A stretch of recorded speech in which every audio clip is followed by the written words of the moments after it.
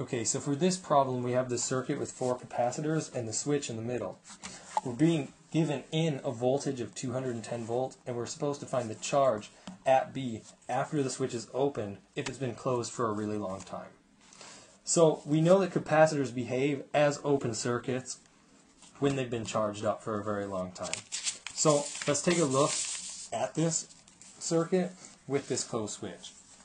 Since we have this closed switch, we have a short circuit between these 2 points, and therefore the voltages will be the same. To find out a voltage across the capacitor, we're just going to label that V.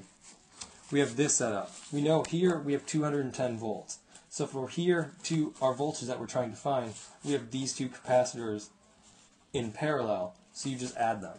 And then here likewise. From here to here, you have our voltage minus 0 volts, again across 9 microfarads. Setting up this equation, you can cancel the farads.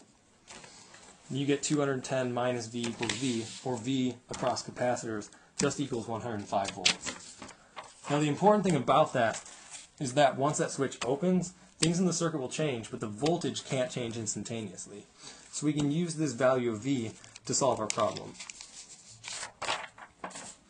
Here's the circuit with the switch open.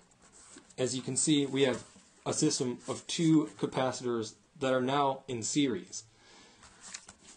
Now, capacitors in series behave differently. You have the inverse equals the sum of the inverse. I like to use the trick if you just have 2 of them, where you have the multiply in the numerator and add them in the top. So you get 6 times 3 over 6 plus 3, which is 2 microfarads.